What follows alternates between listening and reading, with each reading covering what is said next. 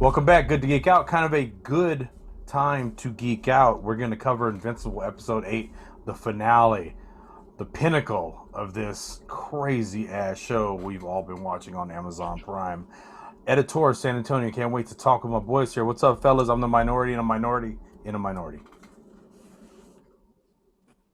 Big Greg, aka Bruticus, West Hills, representing.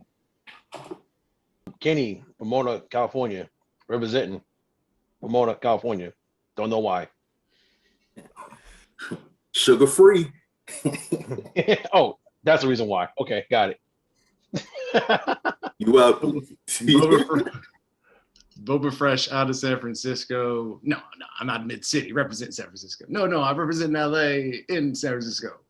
I'm Boba Fresh though. Either way. Bad. Hey, representing that. I get an optic blast up in here. No, I'm gonna put the shades back on. Yeah, I'm gonna put the shades back on. From LA, California. What's up? All right, fellas, here we are. We've kind of all been working towards this. I think we've all been on different episodes about Invincible up until now. And here we are at the finale, episode 8, called Where I Really Come From. And you get to see where people really definitely come from. The cold open, the rain of blood on the blades of grass. Shows how artistic this show is, even in the finale. What'd you guys think about that short, violent open? I thought it was pretty intense. I was waiting for it. Oh, this could be what's gonna happen next, man. You just don't know. And I love the expression on Mark's face when he sees his dad just rip the immortal in half, and he's still in belief. Like, tell me you're being controlled by somebody, or you're having like a moment or something. You just can't be you. And his dad's like, "Oh yeah, it's me. All right."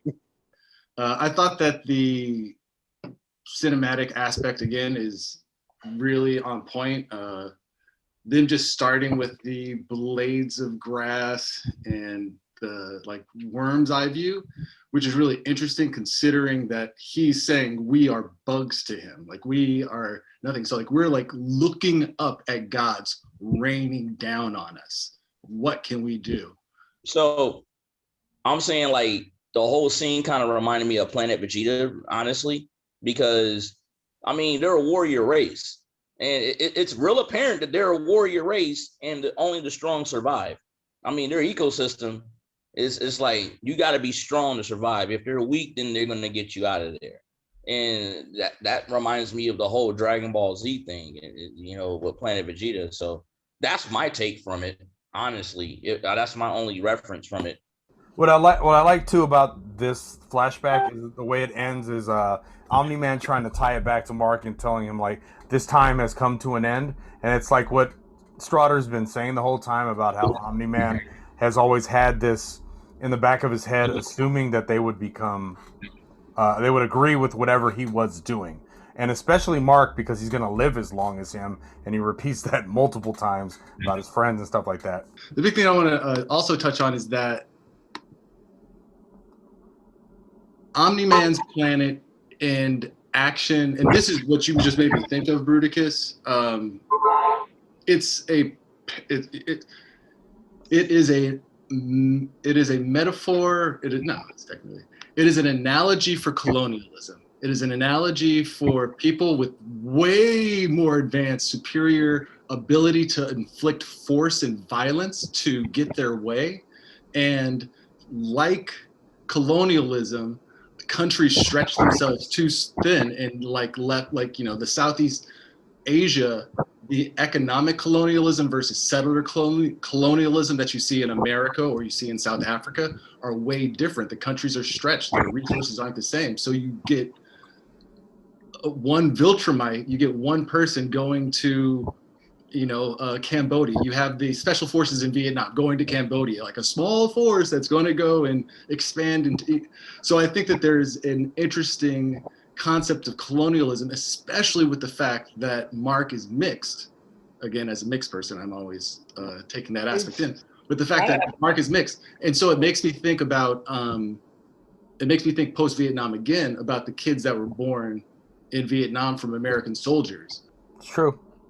I do think the ultimate point of this flashback is to show us where Omni-Man's mentality is at, at this point, and him calling Debbie a pet in front of their child kind of really sets Mark off. So Debbie lives a good life. She lives 80 years, 80 to 90 years. If she's healthy, she lives a good life, 80 to 90 years. He's thousands of years old, right? She's not a dog, she's not a cat, she's a goldfish. And that's the way he sees her, right? She's not gonna be there a fifth of his life. No, she's not. She's gonna be there like a 20th, a 30th of his life. So he's thinking, yeah, I mean, she's a pet. You're gonna be, when you're 500 years old, you're 200 years old, no one that you know is gonna be around anymore. Okay, but there's somebody in your life you bucked up on who's your real parental figure, and they have literally shown you why that's a bad idea. And this clearly showed us an Omni-Man when he put his son in front of a train.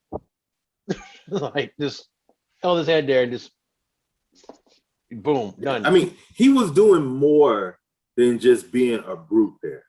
He was showing him the frail humanity that the Earthlings are.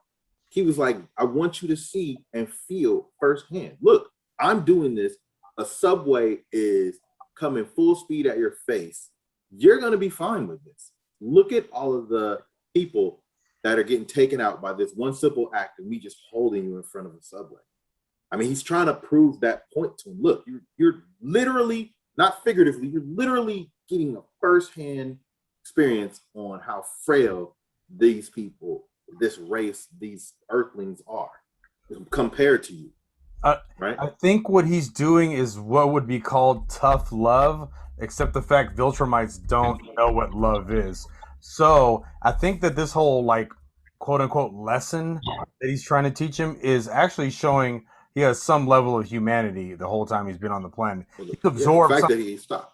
In spite of the fact of the violence and the blood and everything that's going on, and the fact Mark's costume is covered in blood half the time. You can't even see the red or the blue. He's actually tempering whatever a Viltrumite is. I think also on the back of what you're saying about about his lesson about Omni-Man's lesson to Mark, not only is he showing how frail humans are, he beats him down in several different planetary environments to show him how brittle the planet is. Like, he does so much beat down on a mountain. As a battering ram. Throws an avalanche on him, takes him underwater. Like, I mean, dude, he just didn't get the switch, right? That's all that was missing. From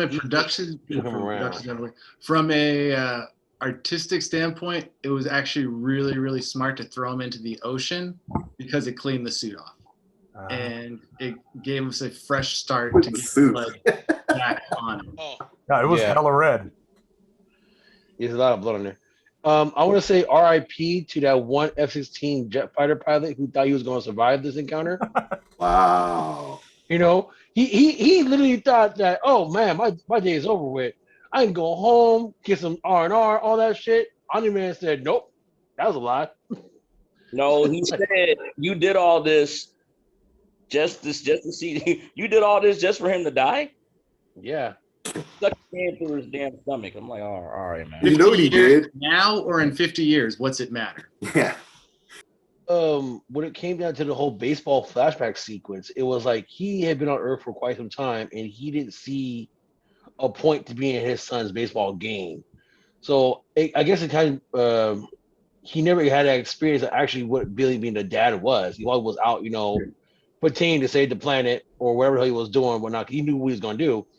I think that one moment watching his son give it his all changed him a little bit. He realized when he's beating the ever-loving crap out of his son, and his son is just not budging. He's like, I will do what I can to stop you, even though I'm like bleeding from my actual split chin, which I have to say that was pretty crazy to see that. A split chin. That was one hell of a wound. And he's like, I'm still gonna not move. And he's like, oh my God, just like if he played baseball, he was gonna lose and he still won. The thing about the baseball scenario for me was Viltrumites don't do that. They don't have dads that care and go to baseball games. They literally kill their brothers who are weaker. Wait, we can't get to the end before we talk about our man Cecil. Our man Cecil. You know Cecil meant business? The aftermath of everything. You know Cecil meant business during the fight because he had 2 buttons undone. Oh. I was like, shit's going down. Shit is going down. That Tom Ford came unbuttoned. So I didn't notice that. I got to go back and watch that again. The aftermath of the fight and Mark apparently just disappearing from existence because obviously he's trying to heal, and we know already Viltrumite blood can't be destroyed, so he's going to heal. And it really becomes a montage of his friends and everyone that's kind of supported him all throughout this series looking for him, and it kind of all culminates when they finally meet back at the house and he's healed and they all kind of talk and have their asides. I like that whole scene. That whole scene was actually pretty good. It was actually prolific because when oh my god, what's his name? Rexplosion. He sees that blood splatter on the wall. Then he got done doing the cleanup that Omni-Man and Invincible did, and he tried to clean that blood. And Samson's like, "What are you doing?" Like he bucked up on Samson, and the team bucked up on Samson. Like we'll fight you too. That was a powerful scene. Yeah. Now for the team, that was a powerful scene. You see, Samson knew what he was doing. He wanted to see what everybody else react. See, that was the whole thing of all throughout the episodes, that the team was not organized. Everybody else had their own decisions. But because he did that, he impacted the team where it was like, okay, we'll buck up on you too, Samson. Samson, that's when Samson was like, now we're a team. And they was ready. They was ready to go at it for Rexplosion. They was ready. That's the thing, is that we don't think about it, but we also see a huge growth in Rexplosion's character from the first episode until this one. And the thing that makes them earn the ability to clear the blood isn't knocking out some super alien. It isn't destroying a super robot. It isn't doing anything super. It was saving people. Saving people is what earned them their ability to do it. They truly became these guardians. And the scene where Invincible that shit was raw. The scene where Invincible just steps on that dude on the rock and the hand just pops out is the exact opposite of what they're doing in the city when they're going through the rubble and looking for living people. The show is well done. Which is why I say this to your point, Rubius. I'm gonna say this. See, Black Samson emerged as a leader when he saw what was going on. He was like, "Hey, we still got a job to do," and he was like, "Hey, let's move out." Rexplode was just there. He was like, "Why are y'all going for it?" He was just looking there alone. He was the last one. He was like, "Man, we got a job to do." Hey, Jay, I will say, if you want to paint me orange and put knobs on my head, I'll be robot while you do that.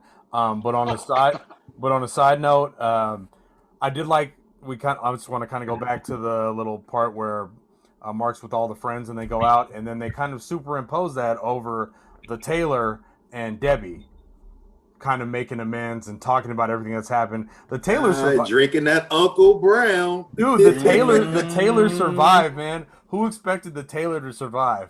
I don't think he knew he was going to survive. And then their conversation is perfect. It's a great ending, and it's a great jumping off point to where though it won't be the same people going forward when Omni-Man comes back, which is the inevitability. Ed, you can't be painted orange and you don't get knobs because we're for sure the twins. You could be the clone. I can easily do that too. Yes. Yeah. We got it. We got it. You're gonna be the clone though. I'm not sure about that onesie, but I can. Nice. We can wear a onesie. It'd be cool. I mean, we'll look like a bag of potatoes, but we make it work. So on to that end montage. Battle Beast. Damn, that was nice. But my favorite, of course, we've gone through this whole season. Doc Seismic is always my favorite, and watching him kind of become the mole man with moloids beneath him worshiping him, perfect for an insane fucking man. I love it. He's gonna come back crazier than ever. I love it. What was your guys' favorite part about that last montage? Wait, I didn't understand that. He fell into the volcano and he came out with Beast. Like, how did that happen? I didn't get Doc that part. Seismic. Doc Okay. Seismic is also like the greatest porn name ever. No, I like My favorite part is when he goes back to his house and he's looking at the picture of him and his dad and his mom. Oh. And I'm thinking, there's probably 15 invisible dudes with guns in your room right now. Well, okay, I'm That's questioning about the hella invisible guys. creepy though. The That's White hella House creepy. room was dope. The White I question- House room was dope. I really Yeah, that enjoyed part. Cecil's that part ability confused to be me. a baller there. That confused me because so he said the white room only works by the fact that people who've been drinking the water have been thinking of some kind of enzyme that doesn't allow them to see a spectrum of light. So Cecil poisoned the world so they couldn't see his hidden base. I mean, it's not It's poison. it's a play on the idea that Americans having fluoride in their water makes them susceptible to brain control. That is a real thing. Yep. Google. Calcify your Wow. pineal gland. Whoa. So I thought it was also a great way to end the episode, not only with those montages, but to have Seth Rogen's dude come back and be like, "Oh shit, dude! By the way, there's oh shit, that's your dad." Like that whole wrap up scene was a great like. This shit has been crazy. That episode was intense. There was nothing fun about that episode. So they give us this breather to remember the entire everything that's happened, but frame it in a way that doesn't continue to stress you out, and it actually like gives you a release. And it, you know, and it obviously sets up the larger universe or galaxy, I should say. For High school. what's high school? He wants to finish. Seth high school. Rogen is perfect for that. Like he's perfect for that. I agree. All right. On that note, closing out. That was a great series. I really enjoyed it. I hope you guys enjoyed our reviews of it. Hope maybe we taught you something. Maybe you went back and watched some episodes. Either way, if you like, comment, subscribe. Editor San Antonio. Until next time, whatever we cover. Peace. Big Greg Bruticus out of West Hills. Peace out, y'all. Kenny Miller out of Pomona, California, and hope you catch a train.